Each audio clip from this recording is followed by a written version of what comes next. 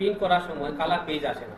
যেমন এটা page, colour page আমরা প্রিন্ট করব, তখন পেজটা কালার আসে না, কালার প্রিন্ট হয় না।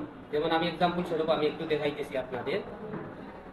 ক্লিক ডিজাইনে যাওয়ার পর আমরা পেজের কালার দিলাম, একটা কালার দিলাম। আমি যখন প্রিন্ট করতে যাই, ধর কন্ট্রোল টিতে প্রেস করলাম, প্রিন্টে গেলাম, এখন দেখো তো কালার আসছে না। এখন ওই সমস্যাটা সমাধান কিভাবে করব?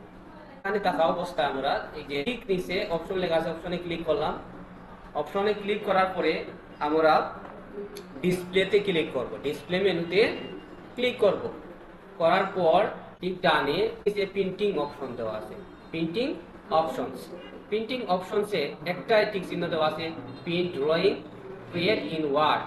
তারপরে 2 নম্বরটা আছে print background colour and image.